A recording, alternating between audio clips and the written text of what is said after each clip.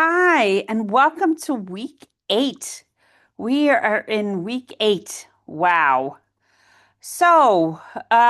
Let's see. I'm going to share my screen so we can talk about what we're doing in week 8.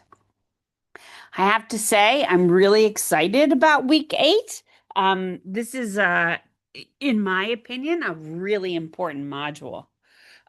Week 8, we are diving into universal design for learning.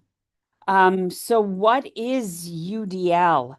You are gonna watch some videos and read some articles that talk about what UDL is as a concept, and how to apply UDL in early childhood. So you will remember the Mistret checklist from your fieldwork uh, site projects. You dabbled in UDL, but now you'll really understand what UDL is.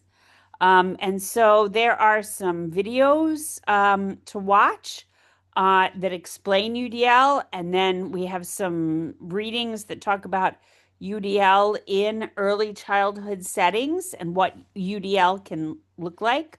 UDL is not as a concept unique to early childhood, or early childhood special ed. It can be used for children who are multi-language learners. It can be used for everyone to differentiate and support learning for all children. So it is a very powerful framework to think about as teachers in all classrooms, and how do we support all children. And my guess is that in your work, you are using UDL already and might not realize it, but this is a more thoughtful reflection and introduction to what UDL is and how we can think about embedding it into what we do. So we do have our observation summary paper, the first one that's due this week.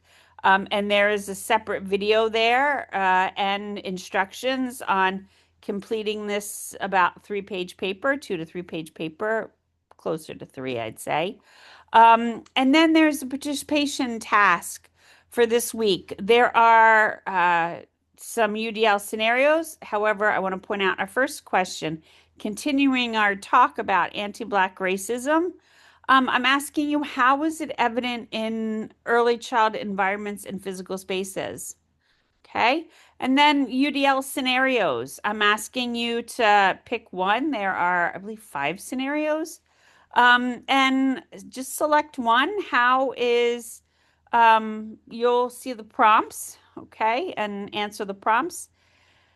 Provide an update on your fieldwork, talk about your placement, your age, your program, the type of program. Is it a private center? Is it Head Start? Is it public school? Is it an employer run or employee only program? What age group? Those things. How's it going? What's going well? What struggles and what questions do you have? And then describe an example of UDL demonstrated in your fieldwork placement. In your reply to a colleague, I ask you to pick a colleague who works in a field placement with a different age group. So you could work with 3-year-olds, they could work in kindergarten, you could work with 4-year-olds, they work with 2-year-olds, you could work with 3-year-olds, they work with 4-year-olds, you could work with babies, the infant classroom, they could work with 2-year-olds, just a different age group, right? If they work with the 3 to 6 month olds, you should, don't, your colleagues should not be someone who works with like the 6 to 9 month olds. Like, give them a little bit more space. At least, give it the children who work are like over a year. But you get what I'm saying. It should be at, the next, if you work with 3-year-olds, 4-year-olds, or 2-year-olds, if you work with babies, 1-year-olds, a different age group. than your field placement, than where you're at. Compare your UDL example to your colleagues' UDL example. How were the examples similar and how were they different?